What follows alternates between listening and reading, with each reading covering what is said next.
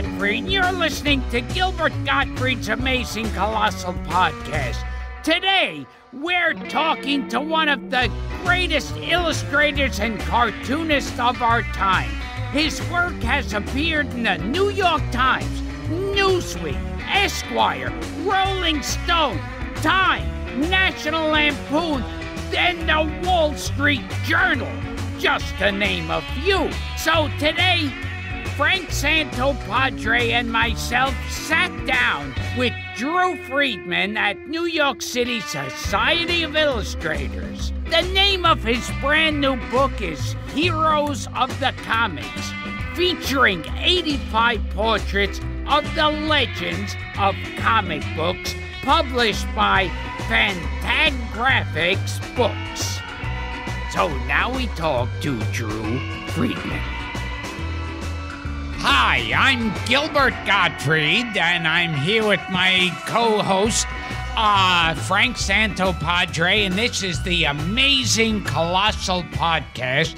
We're here, today we're taping at the Society of Illustrators on 63rd between Park and Lex, where they're currently having a whole gallery of the work of Drew Friedman. And if you don't know that name, you'd recognize his drawings from, like, National Lampoon, where I met him, and the New Yorker, and I think every other magazine. Playboy, yeah, everywhere else. So Entertainment Weekly. Playboy, was I in Playboy? I don't remember You that. weren't in Playboy? No. Oh. No. See, I told Frank never to talk during this show. I begged him. You were never in Playboy? No, I was never in See, Playboy. you're killing the show. I've read Shut Playboy. up. My dad was in Playboy. You don't know anything about my guest. Where do you come up? Please shut up, Frank. He has to mention Playboy. You've never been in it. No, I never. Entertainment Weekly. Yes, Yes. there you go. There you go. We mix them up. You were in Highlight. Yeah. Highlights, yes. I only went to the dentist to read highlights. Yes. It's the only reason. Now, we did meet, I'm pretty sure, at National Lampoon. We did. We kind of found each other there because we both loved Lon Chaney Jr. Yes. And Lionel Atwill and George Zucco, so we had that in common, and especially Tor Johnson. Oh, yeah. So we clicked. And I remember I used to write articles at the time, and for National Lampoon. This is when National Lampoon was no longer funny. This is the 80s. It was no longer funny, and so that's when we joined. It's kind of like my season of Saturday Night Live. It's when the show stopped being funny. That's right. Belushi had left, Chevy Chase had left. You had Joe Piscopo. Yes. So I bring in the Charlie Rocket. Charlie Rocket, right? What happened to him? Oh, I could tell you. He says fuck, and the career is over. Over and out, over and out. But we loved him. I remember him fondly. Not a Jew. Though. Charlie's no longer with us. I know that. You know, God bless his soul. That's what you're supposed to say, right? God bless his soul. Fuck him.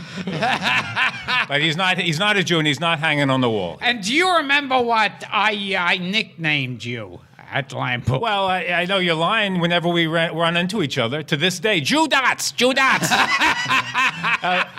Of course, I haven't drawn with dots for 20 years. Yeah, it doesn't matter. I don't renew my material. It's an affectionate. If you know anything about me, That's for sure. He I've hasn't been doing updated. the same act since I was 12. It's a tradition with us. Jew dots. Yeah, you would come in with your head down, and I'd follow you around and start screaming, right. Jew dots! Yeah. Everyone bow down to Jew dots. That's right. Because you would shade with millions of tiny right. dots. Obsessive dots. And I'm tapping on a table like. That's right. You remember that? Yes. Gilbert used to come over to my apartment on 6th Street. You know, the block with all the 400 Indian restaurants. Oh, yes. I'd be working on a deadline, and Gilbert would knock on the door, so I'd let him in. So what do you want? He said, I want to watch Plan 9 from Outer Space. I actually had a VHS recorder. Gilbert just got one last year. So I put that on, or the Black Sleep, or the old shitty. I just got a Betamax. Exactly. Doesn't that work like a charm? Yeah. I love. I'm into Beta too. But we would sit there in silence and watch these movies together. East of Yucca Flats. Well, that too. Yeah, And anything with Tor Jones. What I remember too is when I was a kid, they would have like reruns of Route 66 every day Sure. at a certain time. And I always knew there was this one episode called, I think, Owlet's Wing and Lizard's Tail. That's it. And that had Boris Karloff, Lon Chaney Jr., and Peter Lorre. Right. And I would check the TV section every day. The one day I don't check it, I realized that one aired. That's right. And I think I missed that too, but we used to see the photographs in Famous Monsters. Oh, And yeah. Lon Chaney had lousy werewolf makeup on. Oh, horrible. Boris Karloff, they just stuck a thing on his head. The worst. And Peter Lorre didn't have to wear any makeup anyway. That was what was so ridiculous. Very weak. At the end, they're supposed to come out as their classic characters. So Boris Karloff's in Frankenstein makeup, Lon Chaney Jr.'s in Wolfman makeup, right. and Peter Lorre's wearing a top hat. That's right. Not Mr. Moto? No, nothing. He should have. He was that, but in theory, it sounded great. But when you actually watched it, it was one of those things. This stinks. It was terrible. It was awful. That's right. I thought, how could it be bad? With George those Maharis three? was better in that episode. It was a big disappointment, but it didn't live up. Now, here's always the test. Can you name the person who was caught in the men's room with George Maharis? Oh, that guy? Tom Leopold would know. Yeah, 'cause he's I know it. I don't know his name. Oh, I'm ashamed. And I'm ashamed. I do know who played in the Amazing Colossal Man. That was Glenn Langdon. Oh, very good. Gilbert had asked me about that earlier, and I didn't Google it. It just came to me. Nice Anyway, work. the guy in the men's room was Perfecto Tellis. That's right. That's right. A guy who could only. Can you- when you have a name like that. Can you get him for this show? Do you think? It's hard to He's get. That's a great story. He's the only person I can get for this show. I think you should track him down and get him because that's an amazing story, which we can't tell on this show, but it was very disappointing. Perfecto Telez. Yeah, I've heard I do Leopold remember. mention that name. That's Yeah, right. I think he yeah. wrote a book. Didn't he write a book like Lance Rensel wrote a book? I believe he did. He wrote his book too. Lance Rensel was, of course, Joey Heatherton's husband, who like Yeah. Woody Allen was into children. Oh, I go there. I'm going there. Wow. Someone asked me about Woody Allen. Drew, do you believe it? I said, I don't know. I wasn't there. But to me, the worst crime is these shitty movies he's made for the last 20 years. That offends me. I think the first horror movie that I remember seeing as a little boy was The Indestructible Man. Right, we've with discussed that. Lon Chaney Jr., Joe Flynn from McHale's Right. Navy. Wow. And I think it was Robert Shane. And Casey Adams. Oh, Casey Adams, who was also known as Max Showalter. Remember him, Frank? I remember. That's right. I remember Robert Shane Comedic. from Superman. as, Yes, Slim yeah. Yeah. Inspector Henderson. But, right, he's in but it. Casey Adams, and he was also known as Max Showalter, was also in 16 Candles with Molly Ringwald. Wow. Yeah.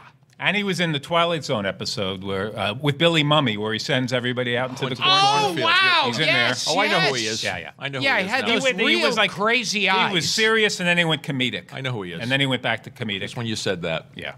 Or back to serious. Yeah. Casey Adams. And- but we used to watch that. We used to talk about that because Lon Chaney had those baggy eyes at that Oh, point. yeah. They used to show close-ups of his eyes That's right. in the movie. Gilbert and I watched that on Chilla Theater, Yeah. 'cause, when we were kids. Yeah. Because they show it every other week, practically. And they're Oh, what's- playing like dramatic music on his eyes, like it's supposed. And the scary thing is he's got a drunk's eyes. That's right. It's Very baggy and red. It was black and white. But back in those days, You could see the red I think in the black and Chilla white. Theater showed about they rotated about 6 different movies. So that was it was going to come up once a month. It was that and the Giant Behemoth, and the Black Sleep, and then back to Indestructible Man. And So- the Black Sleep was a big disappointment because that was Lon Chaney Jr., John Carradine, It was an incredible George cast. Johnson. And Basil Rathbone. And it's like the parts with the main aunt, Bela Lugosi, That's who's right. not talking. His official last film. You know, Plan 9, he kind of walked around in front of Tor Johnson's house. And then the graveyard. But Black Sleep was his official. Is that the one you last emailed me the photographs from? I'm sure I did. They're having lunch in the cafe. That's right. Yes. Life magazine sent photographers there. They never ran the photographs, but they took hundreds of photographs at a restaurant in Hollywood in 1956 when they wrapped the film, and they were all in costume. So Tor Johnson comes in with, you know, his undershirt on, shaved head. And, you know, he was there to eat. They were all, you know, they were hungry, but... You know, these amazing photographs.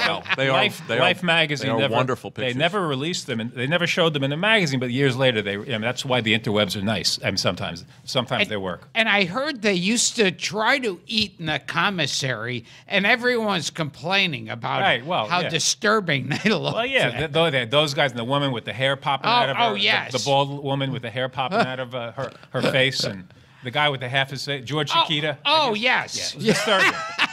Like it had this amazing cast. He had a sailor's outfit. That's right. That's right. I don't know why that was so scary. I forget who the writer was, but they flash back to Tor Johnson before he becomes a mongoloid idiot, and he's like a professor. He's like he's wearing a monocle. That's right. Yes. It's like the poor professor from Russia, and like look at him now. like a monocle. Well, he must be smart. Because how else could you wear a monocle? That's right. He was always an intellectual at the beginning, and then he becomes a mongoloid idiot. Like anyone could possibly believe. He's a police chief in Plan 9 from outer space, of course. Professor Clay. I mean, Dr. A police chief who can't walk 3 feet without getting winded. He pulls out his pistol, and that's it. But he had his most dialogue in that film, you know. A soliloquy, basically. Oh, yeah, and Lon Chaney Jr. plays Mongo. That's right. And it's supposed to be that originally he was also a brilliant professor named Dr. Monroe. That's right. But because now he's a monster, they can't call him Dr. Monroe. They have to give him a monster name. Right. He was Mongo or Lobo. You know, he went back and forth. Usually he was Lobo, no matter what movie he was in. So, like if a guy's name was Jack Jones, they couldn't call him Jack Jones if he's a monster. That's right. So it would be like JoJo or something. My favorite Tor Johnson moment is when he was on You Bet Your Life with Groucho Marx. Oh, my God, yes. In 1960, he was plugging a film that never even came out. Night of the Ghouls, I think it was called. No, but they had beautiful chemistry together. Your name is Tor Johnson. Tor Johnson? And you're Night of the Ghouls.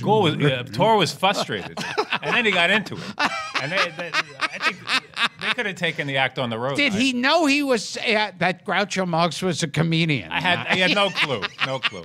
He was there for the money, I think. And he didn't get a single question right.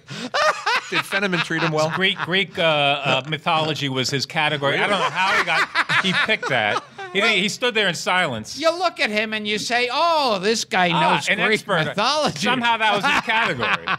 He didn't get one right, and he left with nothing. And it was one of the great moments in, you know. So Gilbert would come to your apartment to watch, and you would put these movies on. We'd sit there in silence and watch them. It was the first time I saw that episode of Route 66. That's right. I played it for And it was a bad copy. It was all like everything was bad then. That's all you had. Yeah. But it was a bad copy of a bad show. Then I finally got a clean copy, and it was just god-awful. Even worse. That's right. But, that was the one of 2 times Lon Chaney was on Route 66, if you remember. Because he also played George Maharis's father. Do I remember? In an episode. How could I forget? Who are you talking to? Who are you talking to? Do I remember? And who was also on that, and they didn't have a scene together like idiots. They didn't put them together, was Betty Fields, who starred with Lon Chaney in Of Mice and Men. Wow, I didn't know that. And they did no scenes together, which was idiotic. What were they thinking? Betty Fields? No, I didn't know that. I forgot that. I did not know that. I did not know that. Betty Fields. And what would happen when you told Gilbert that he had to leave because you had to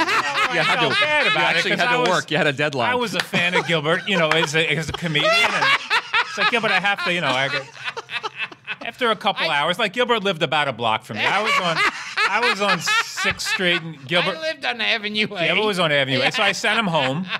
And and we put on the parka. And he'd come back next week. It was beautiful. I sent him home to his mom, and he'd come back next week. I was basically like Kramer. That's right. You show up. You were my Norton. Yes. Get out. And he'd come back, and always forgiven. But we had those were happy times. We had lots of fun.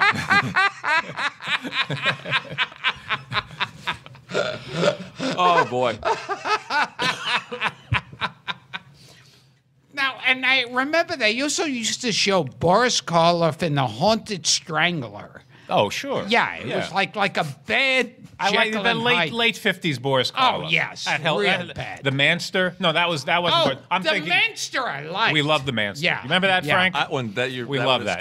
Yeah, it was a two-head. It was a joint production of America and Japan. Right. He's a two-headed guy. He's got another little Manster growing inside his body. And when they finally split apart, they do it. There's a tree between them. And then all of a sudden they come apart. I thought it was amazing when I was a kid. Yes. And later on I figured out they were just saving money on special. Yes. So there's a tree between them and he splits off. And I'm going, wait a second. If two bodies split apart from one body, how come his clothes are covering him on both bodies? And the Manster is the other little guy is a Japanese guy in makeup too. I think that's Glenn Langdon too. It was like a blonde-haired guy who played the poor Manster. But there was one great scene where he gets affected by radiation or whatever the hell, and he's looking in the bathroom mirror, pulls down his shirt, and on the back of his shoulder is an eye. A little eyeball. Oh. Yeah. It's disturbing. Have you showed that to your son yet? No. You're saving that? Save that for him. It's like a cousin of the incredible two-headed transplant. Basically, it was like an early version of with that. With Ray Milland. Before they Rosie Greer. found Rosie Greer. Yeah. It was like that. It was the beginning of that genre of film. Two-headed. And all I could think about watching that one was how bad Rosie Greer must have smelled, like in the. It's possible Ray Milland didn't smell so great either. That's true too. Just because he was a football player. And big and fat. Rosie Greer went from protecting Robert Kennedy from getting killed. He did a great job to co-starring in the two-headed transplant. Yeah. And he was knitting at the same time too. So he would have to go to job interviews and go, "What was your last job?" Well, I was protecting the life of Senator Kennedy. Senator Kennedy. And you're hired. And yeah, great. Nice job. That went well. Got him hired on the incredible two-headed. Before we go completely off track here, didn't Lurch protect? But wait. Sorry, before I forget. One segue. Didn't Lurch? Wasn't he Lurch protecting JFK in Dallas today? Ted Cassidy. I know he was on the grassy knoll. I think that Woody was Harrelson's father was there. He was newspaper. That was Cousin It. That's right. Was protecting John Kennedy, and I remember in the two-headed transplant. Ray Milland is there with his head over Rosie Greer's That was shoulder. a good scene. That was the special And they run. They do a lot of running. Oh, yes. And when they're running, it's Rosie Greer running and this little balloon with a smiley face on it bouncing around. Ray Milland was an Oscar winner, for Lost Weekend. And here he is with Rosie Greer. And there's one part where he takes over control of the mind while Rosie Greer is asleep. And he makes Rosie Greer punch himself in the face and knock himself out. It was beautiful. It was sort of a brotherhood story, wasn't it? Supposed to be the Defiant Ones as Siamese twins. That's right. Then there was the other one with Bruce Stern. Yes. That's right. But he was the mad. That was one of those films that Famous Monsters would showcase it, and it looked like it was going to be great. Sort of like Dracula versus Frankenstein with Vyzandor Vorkov. Oh my God! And then you'd see it, and it was the worst piece of shit. I was like, what are they thinking? Who's paying these guys off? Frankenstein versus Dracula. And that's Lon Chaney's last film, and J. Carroll Nash's film. And I heard that Les Tamblyn was in there. Oh yes, from West Side Story. And strippers were in there. And Anthony Ashley, I think, is in there. And I heard at one time. Lon Chaney was sitting in the room with J. Carroll Nash, and he said, "Oh, well, Jay, I guess we're both going to be dead soon. And J. Carrol Naish said, shut up, Lon. But he was right. I think they both died shortly after. It's true. That was the last.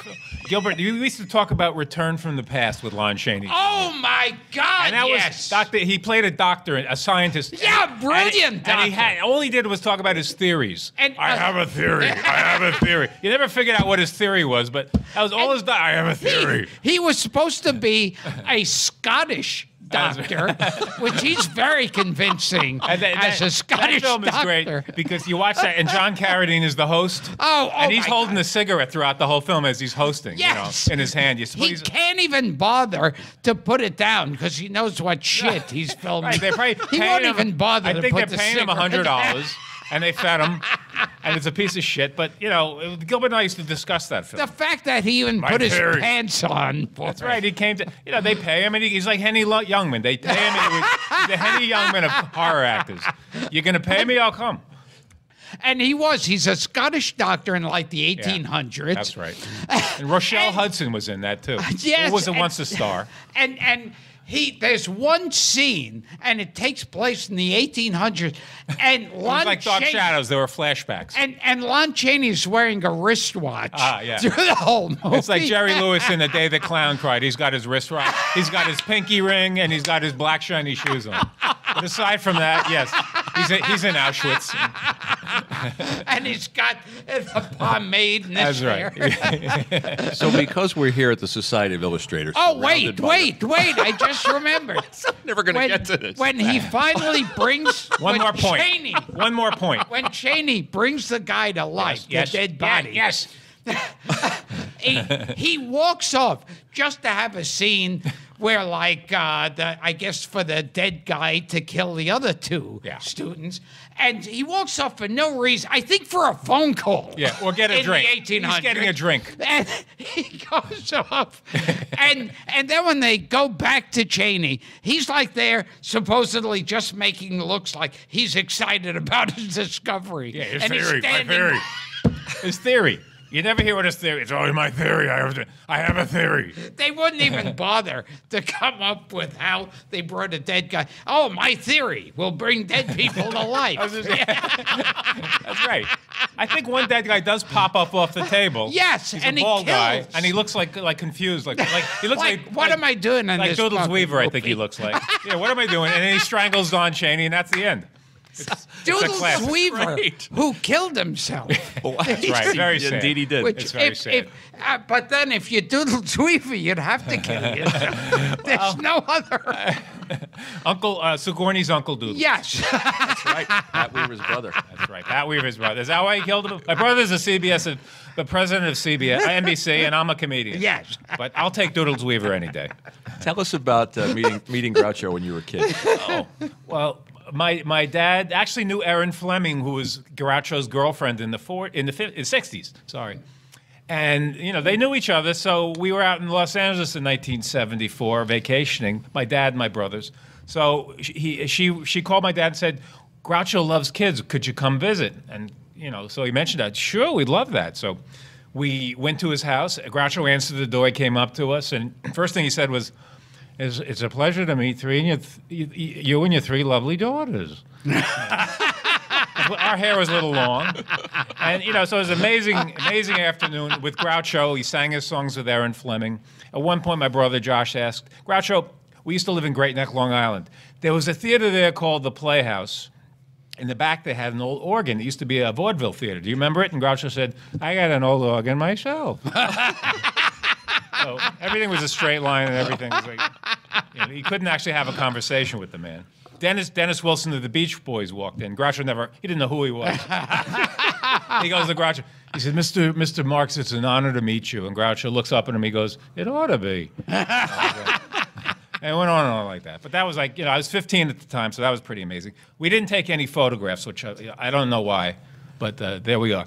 And I heard that then you got an invitation to come back. Yes. We were actually, my dad, after the next day, Erin Fleming again, the notorious Erin Fleming. But, this was before we knew about her. She was beating him up and slapping him around. Oh, yeah. She called back my dad. calls back my dad and says, like, Groucho had such a great time, he'd like to invite you back next week, and our special guest in the house is going to be Mae West. They haven't seen each other in 35 years since they were at Paramount together. So my dad says to my brothers and I, Groucho's invited us back. Mae West is going to be his guest, and we kind of look at each other, and goes, we had enough Groucho. So to this day, I regret that. Or tell the audience who you're our listener, who your dad was. Well, my dad's a writer named Bruce J. Friedman. Still is, I mean. Yeah, he still is. He's a writer. He's written you could kill him now, and then he would have been. Well, he would have. Bruce J. Friedman. He still is, and he's still active. But he's written a lot of movies. He's written some movies like Splash and Stir Crazy, and plays like Steam Bath. And he wrote Heartbreak Kid, the movie Heartbreak Kid. It became the Neil Simon film. Steam Bath, where Valerie Perrine is I know that's all you remember. Yeah. Right past Bill Bixby. Right past the actual plot. And Bill Bixby was in it. Right. Well, that was the TV version a little later. Yeah. Art Matrana was in there, and he had a small part. And Herb Edelman, quite a cast. Oh, yes. And Kenneth Mars. And so, that was on TV with Bill Bixby. And I chose Bill Bixby for the part because what do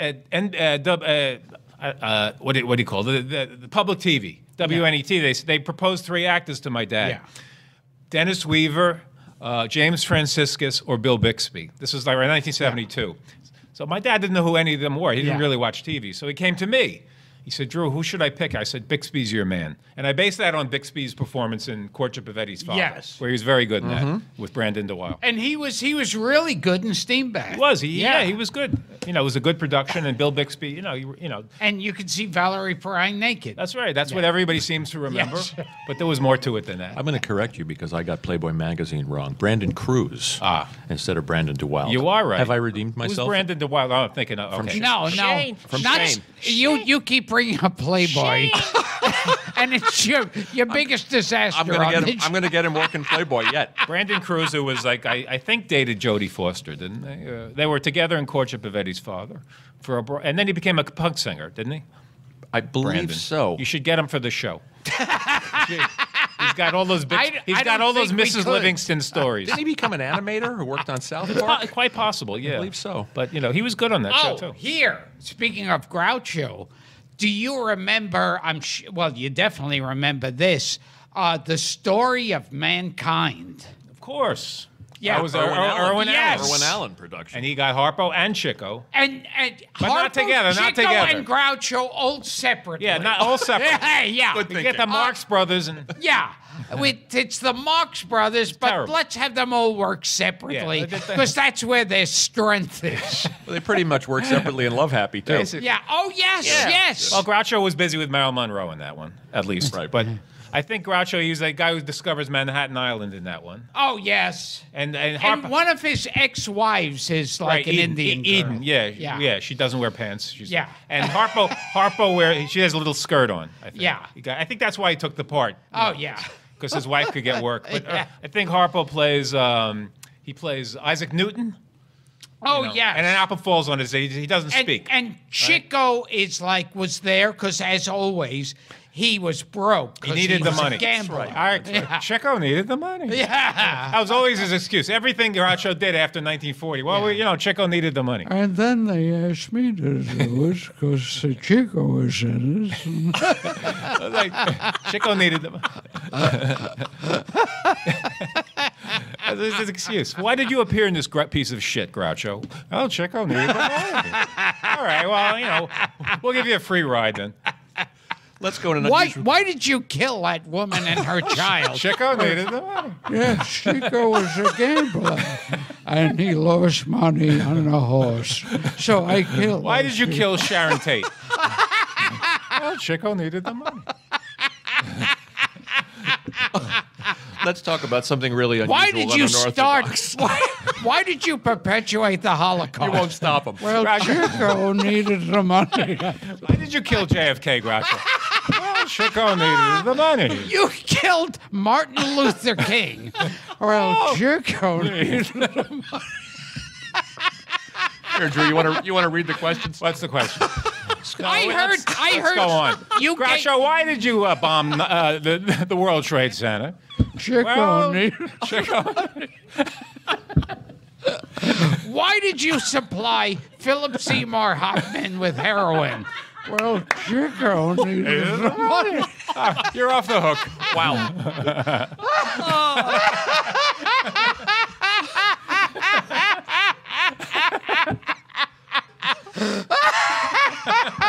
Let me go completely off the reservation here and ask you where about, can you go from that? Ask her about your artwork. Oh, okay. You draw? He does. Well, look around us. We're here at the Society of Illustrators. We're celebrating old Jewish comedians right here. And why are you doing Because Chico needed the right. money. When did you know your dad was obviously a comedy writer and you grew up in a funny house? When did you know that you were going to draw as opposed to write? Oh, I actually, right away? I'll veer off for a second. It was like I was a weird little Yeah, kid. because it was really going on a straight line. Exactly. Up until now. I'll veer off of Chico. Okay, I'll see if we can get back. But I was a strange little kid. Maybe not to you guys, 'cause, we share similar. But when I was a little kid, I didn't want to go to school. I didn't want to go to camp. I didn't want to go out and play. I just wanted to sit in my room with my guinea pig and read Mad Magazine and comic books and Famous Monsters. Me, exactly. And watch Soupy Sales. Still that way. And watch Soupy Sales and watch Yes! the Three Stooges. Yeah, and the Bowery Boys and Adventures of Superman. That's all I wanted. I resented I had to go to school. I had to go to school. I Oh, was yes. forced, but I'm still angry about that. But I was just obsessed with Mad Magazine, mainly Mad. I got my education from Dave Berg, basically. He taught me everything I needed to know about life from the lighter side. But anyway, like you guys, I was like, just obsessed with comic books and Mad, and that was like, I didn't want to leave my room, and it's like still hard to get me out of my room, my office. So I was drawing at an early age, and I guess I showed some kind of weird talent for it, and I stuck with it, and here we are today. I remember when I was a kid that in elementary school, the teacher was playing a game like, I'm going to say two initials, and you have to guess a famous person with that name. And, so they go A.L. So, Abraham Lincoln and stuff like that. And then she goes O.S. And I, very excitedly, I was like 4 at the time, I jump up and go, Onslow Stevens. That would have been my natural reaction. Yes. And G.S. Glenn Strange. Onslow Stevens, like descendants, wouldn't know that name. You remember him, Frank. You even lost me on that. He was the mad doctor in House of Dracula. That's right. I know who he was is. going Okay. to cure the monsters Right. of their ailment. They couldn't get Boris Karloff for that one. Did he have a monocle? Stevens. Well, he was under the quicksand from the first one. They couldn't get Bela Lugosi, so they got John Carradine to play Dracula in that one. But he was actually good. He was good. He was good, and I thin. love Carradine. He gave him a little mustache. Yes, Little like- and a top hat. That's right. And he He was was a dashing Dracula. He was good, and I always loved Carradine, but you had to have Lugosi as Dracula. You would think. You know, Abbott and Costello figured that out. Finally. Yes. After 20 years, we should get him back as Yeah. He was pretty good in that. Yeah. Back in 1930. Let's get him. That's what started the entire horror craze, is Lugosi as Dracula. Maybe he was good. Let's not use him again as Dracula. Let's wait 20 years before we use him again. And in Dracula's Daughter, they had a paper mache Bela Lugosi lying in a coffin. Right. It was No so indication. what an insult. And an MGM brought him over for Mark of the Vampire, but he wasn't Dracula. He was like was that Alucard? No. Alucard. Wasn't that the son of Dracula? Yes, That's son right. of you with Lon Chaney Jr. And overweight, the son of Dracula. Yes, very well. Blood has a lot of calories. That's right. He was an over. He had a big paunch when he was the mummy, and he was at a paunch when he played Dracula. He was like the fattest mummy. Even with all the bandages on, he was a you fat- could see a pot belly. He was a well-fed mummy. Boris Karloff at least was emaciated. But, Tom Tyler was kind of thin. Oh, too, yes. But Chaney was a fat mummy. Do you remember that? Yes. Yeah, he was- Yes. And what does Universal do? They use him 5 times in mummy films. Yeah. Even though he had a big belly. And a fat Dracula. Right. They also gave him a mustache. That's right. Is the mummy. That's right. And he still had that Oklahoma accent. That's right. He couldn't lose it. Yeah, To me, he sounds like Penn Jillette. If you listen to both of them, it's like very similar. is not, I love Penn, but I when I hear Penn talk, I hear Lon Chaney Jr. Yeah, I come from the hills of Transylvania. And it's like, okay. That's right. But there, he was Alucard. That's right. But in Return of the Vampire, it was always a name like Orkoff or something like that. Only the fun. We love Lon Chaney Jr., but even in The Wolfman, he's Claude Rains' son. That just doesn't work. Oh yes. Well, this distinguished British actor who's a foot tall, a foot shorter than Lon Chaney. Gilbert and I, we analyze these things. Yeah. I see that. Still love it. Yeah. It just wasn't working. Claude Rains comes up to his knees. Hey, Father, I have something to admit. I have a theory. But my favorite Claude Rains line is in because Cheney is talking about, does he believe in lycanthropy? And he goes, well, yes, there are certain forms of schizophrenia, but a man actually taking the shape of a wolf, I know, it's fantastic. That's right. Thank you, Father. And Bela Lugosi as Bela. Yeah, and Maria Ospinskaya, of course, Maria who we all love. And That's right. Maria Ospinskaya is one of she's known as like one of the most famous acting teachers. Way before Lee Strasberg. She invented the whole acting. Stanislavski Yeah, she practically invented it. And then she's appearing in Universal Horror. Right. And she must have felt like she was doing porn to be doing. It was a come down, I think. It was. I didn't quite work. Her Hollywood career didn't quite work, but she's well remembered. I think she's mentioned on Dick Van Dyke Show. They bring up her name, don't they? One time. Maria Ospinskaya. Yeah, they do bring it up.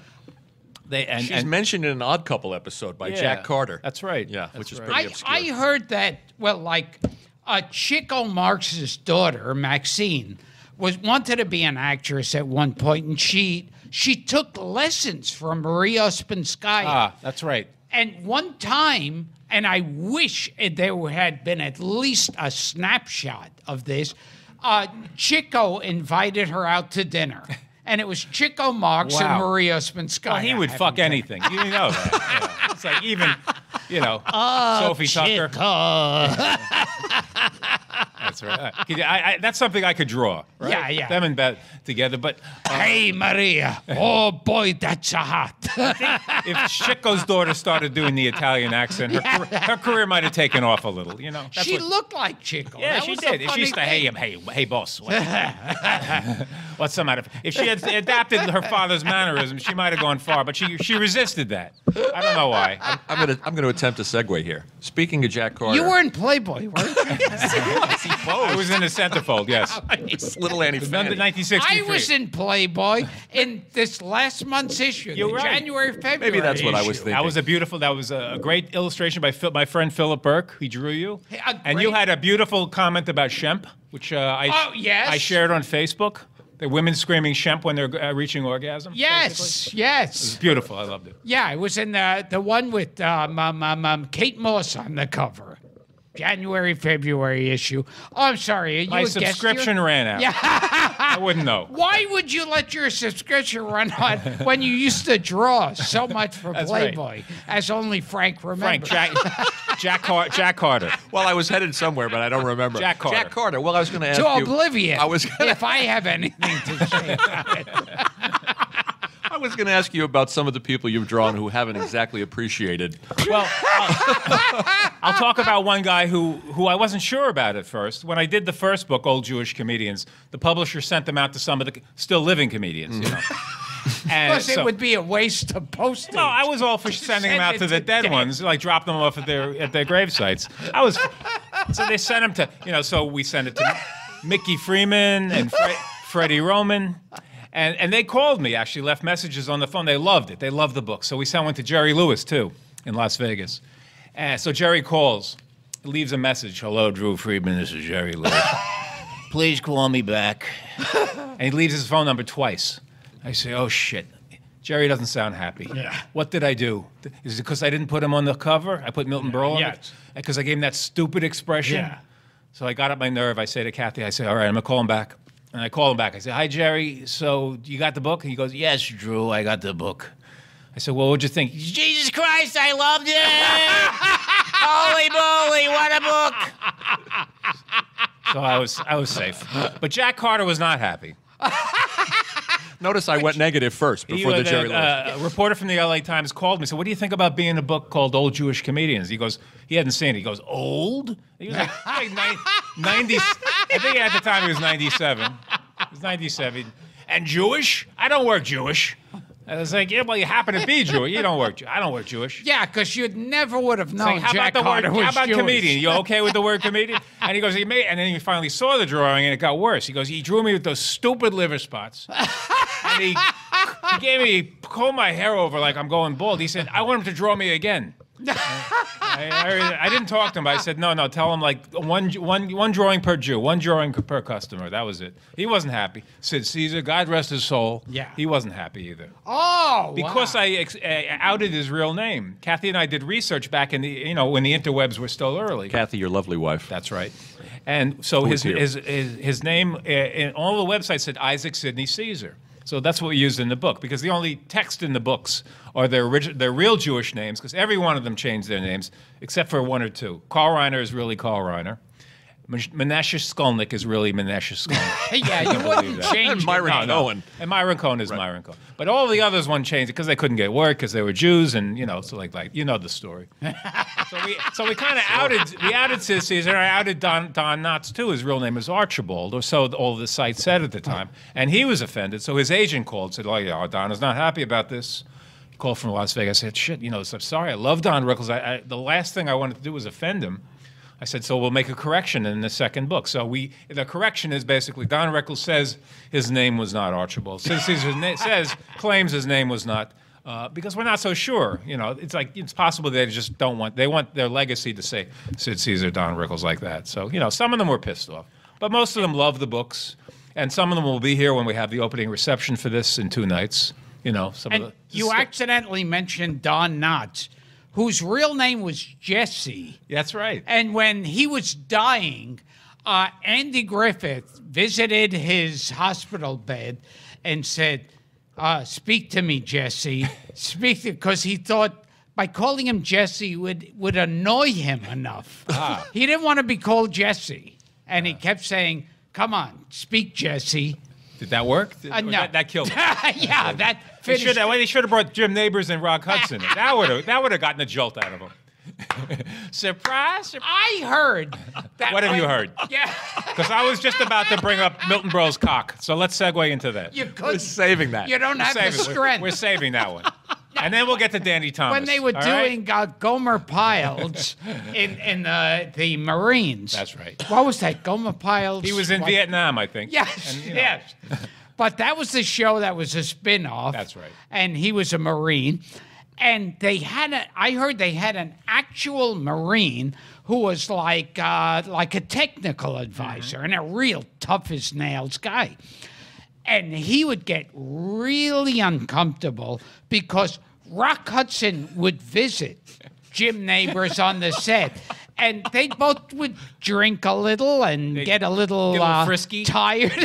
Yeah. And they'd be prancing around and giggling and hugging each other.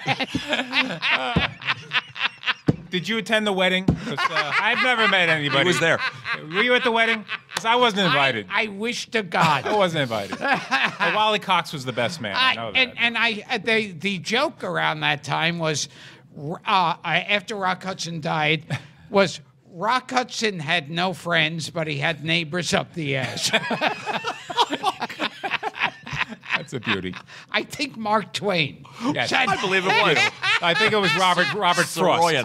It was Robert. It was one of his final poems. correct. Beautiful. That still brings a tear to my eye. Do you want to segue into Milton Berle? No. We have him right here on the bring cover of your book. So That's right. Well, I wanted to capture that angry Milton Berle. Remember, he used to go on Joe Franklin's show. Shut up, Joe! I'm talking. Oh, pointing yes, at him. yes. And his cigar smoke was dribbling down his chin.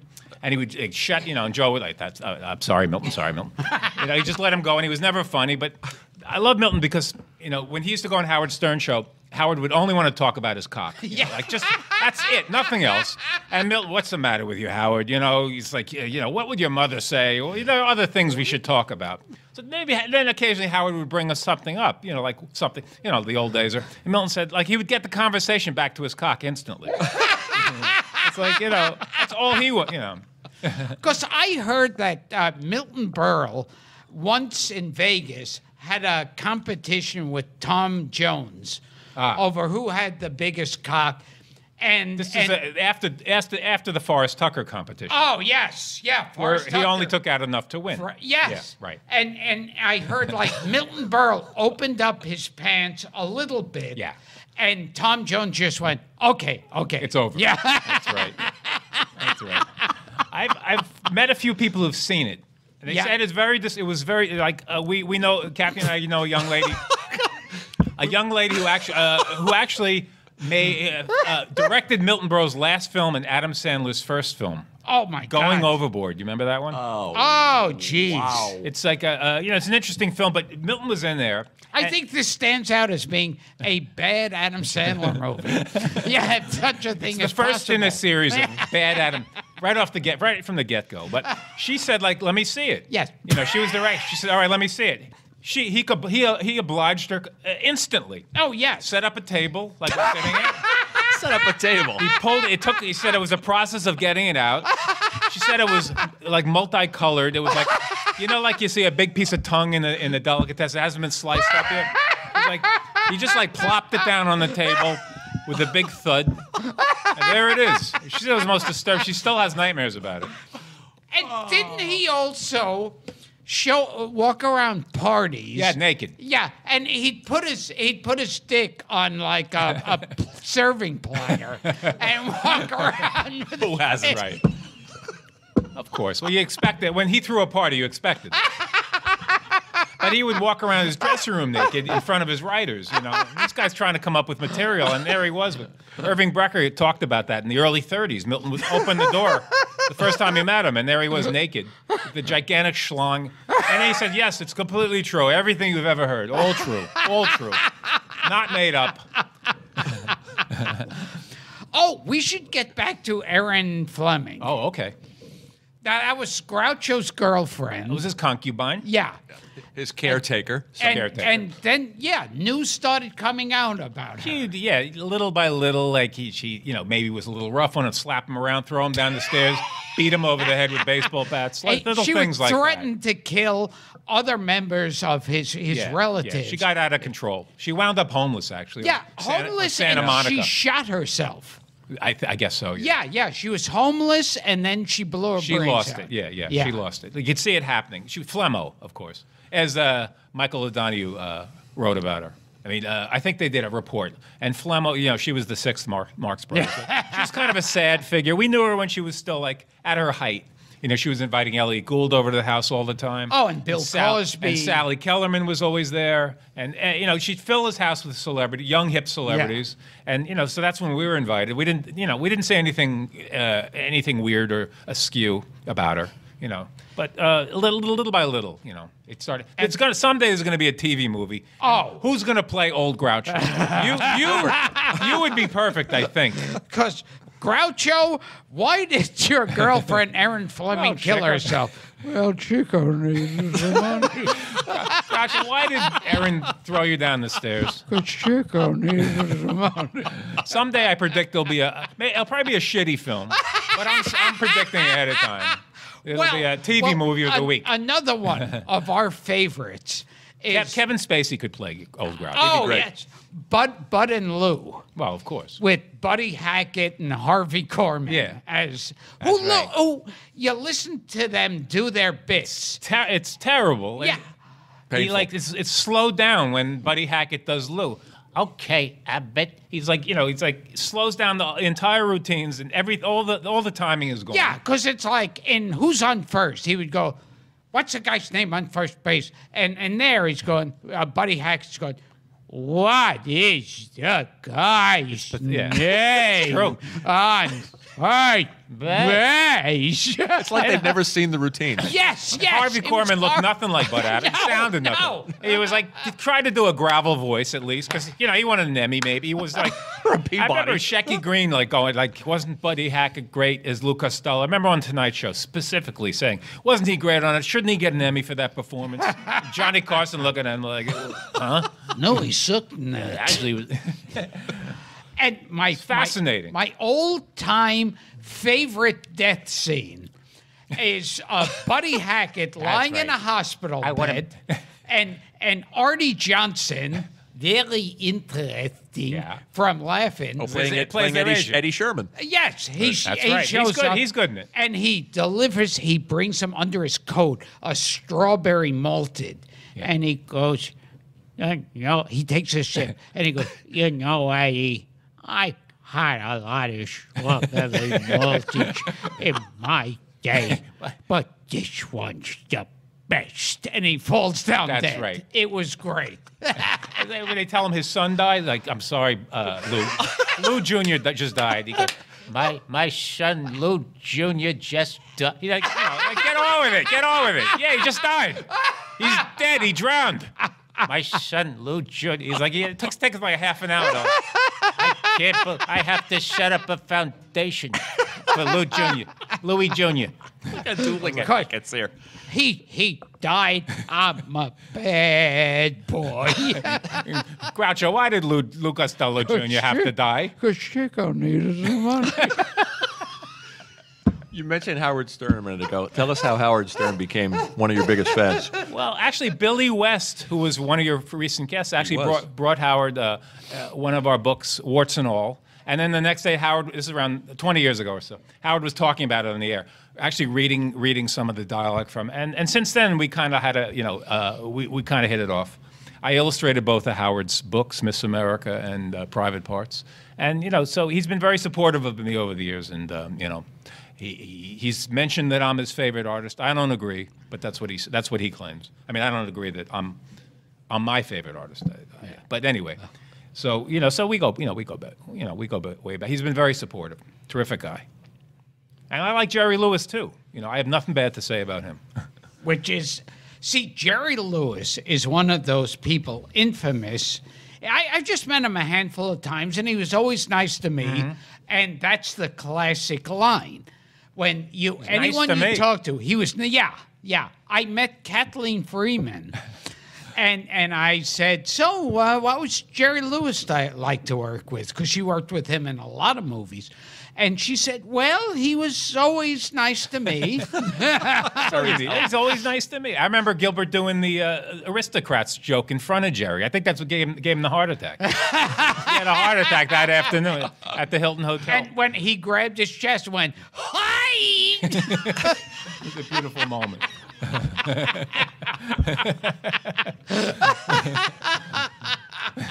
How did the old Jewish comedians book come about? The first one, Well, and the series, the book series. Briefly, the editor of the books, Monty Beauchamp, my friend, was doing these series of books and said, "Drew, do you want to do one?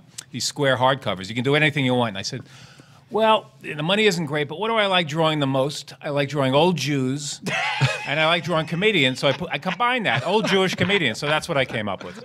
So we've done 3 books now, and now we're here at the Society of Illustrators, where they're having the old Jewish comedian show with all the artwork is hanging, and the show's going to be on for 2 months through May.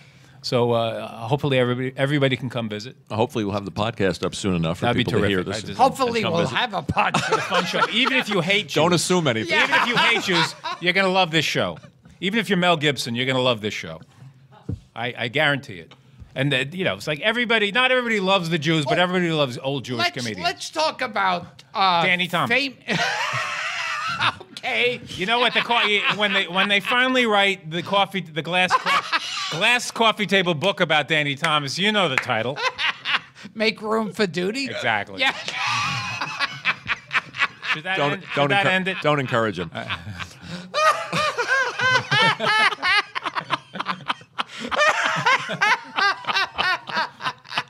Now we both knew Sid Melton. Well, yeah, of course. Yeah. Well, you mean personally, or No, I met him personally about 3 times. Yeah, that's He lived it. in Van Nuys. Yes. Yeah. In a pathetic apartment. Near where Joey Ross surprisingly. died. Oh, wow. Yeah. Joey Ross died in Van Nuys. And I heard That's where he Joey lived. Ross, before he died, grabbed his chest and went, ooh, ooh. That's likely. That's right. Joey Ross used to, he married hookers. Yes. And then he would get offended that all his friends were fucking them. I can't believe this. So he'd keep divorcing and marry another one. And I heard that Nat Hiken hated Joey. Well, Joey Ross. smelled. That was like, to begin with. Like Rosie Greer? Yeah, and Imogen Coco, who was a distinguished actress, from your show. And she had to work with him, and he was wearing a loincloth at that point. And it's about time. She couldn't stand him. Nobody liked him. And I heard Fred Gwynn put up with him. He liked him. I heard he thought he was like he immediately thought he was a big That's right. Shakespearean actor and a major star. And I heard one time they had some people who were invited to the set, some women who were from some whatever religious group, and they passed by Joey Ross's dressing room. The door was open and he was there jerking off. What else would you expect? I don't know if he wore his That's top only hat. that's something else only I could draw. I'm going to get right to work on that one. What was he jerking off to? I have to. What in particular? The thing with two heads. He was jerking off to pictures of Al Lewis. Mario Schnauzer. Scaio. Schnauzer. I never heard that one, but that's a nice memory. I met Joey Ross Wow. at Cantor's, when it used to be a hangout. Yeah. And When it was good. Oh, yes. Before yes, it was lousy. Yeah. Yes. And I remember I had just done a pilot, and I was there with the other guy who worked on the pilot, and we met Joey Ross, and we told him, and Joey Ross said, well, I just hope you guys have the luck that I did. I did 3 pilots, and they all became series. That's great. That was a great. He was amazing. Yeah. I think they want to close. The Society? Yeah. No, they put a for sale sign. I think it's closing. Everybody's hungry. They left. It's only midnight. What have we left out? They're showing new tenants, the building. What have we left out? Before we run, One more. Can I ask you? You were kind enough to give me a copy of Skidoo for my birthday. Oh, my God. Could you briefly share Skidoo. your passion for the movie Skidoo? Well, it's like Skidoo is one of those films where they give it to a guy who's never made a comedy in his life, with no sense of humor. Otto Preminger, who also shared Danny Thomas's passion for glass coffee tables, by the way. I didn't know that. Yeah, we'll talk about that over dinner. All right. But so what does Hollywood do in 1960? They give him a movie to do, a comedy movie, all-star comedy movie too. It's possibly the worst comedy ever made, and possibly the worst film ever made, with the greatest cast: Jackie Gleason, Carol Channing, who does a striptease in it. Oh. It's disturbing. It's hard to watch. Frankie Avalon And Groucho. Yes. Groucho Marx is like, why did you appear in that film, Groucho? He plays God. Chico needed the money. Even though Chico had been dead for 10 years, he still needed the money for his maintenance of his gravesite. But it's fascinating to watch because Jackie Gleason is angry throughout the whole film. Like, how did I get in this? Doesn't he drop acid in the picture? With Austin Pendleton. Groucho's name is LSD. He's God in that one. Oh, he's God. Okay. Right. Dick Shawn is LSD in the producer. Okay. He's God in that. Yes. It's terrible. Not a laugh to be had, but it's fascinating just the same. And it's Hollywood showing they didn't understand the whole hippie youth movement. Like but wanted proving it. Yeah. We got to be part of this. We Yeah. gotta make, but it's like giving Stanley Kramer, another guy who never made a comedy, who actually made a funny one. So that was the thinking. Like anybody can direct a comedy. So they gave it one to Otto Preminger. Who was like hardly ever made a good movie, let alone a comedy movie.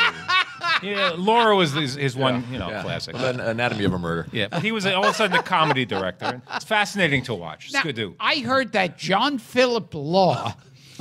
He's a hippie. He was offered the part of Joe Buck in Midnight Cowboy. I heard that too. That's right. And he turned it down Because he figured, hey, what? I'm going to play a homosexual hustler out in the street when I could be doing a classic comedy with Groucho Marx and Jackie Gleason. I think you know why he didn't take that film? 'Cause he didn't want to get a blowjob from Bob Balaban. When he read that, when his agent said, "Well, look, we got Bob Balaban, on 42nd Street, he's gonna get, gonna blow you." He said, "Hey, do I need this?" But then they asked John Philip Law, "Why'd you take Skidoo?" And he said, "'Cause Chico needed the money." Thank you, Drew. My pleasure. My pleasure. Is this show gonna be canceled? Yes. Thank you. It's never happened. It's a pleasure. It won't be a shock when it's canceled. Next time we'll go further. We're here at the Society of Illustrators on 63rd between Park and Lex. Here with famous illustrator and cartoonist Drew Friedman. I'm Gilbert Gottfried, here with my co-host Frank Santropadre, and this has been the Amazing Colossal Podcast.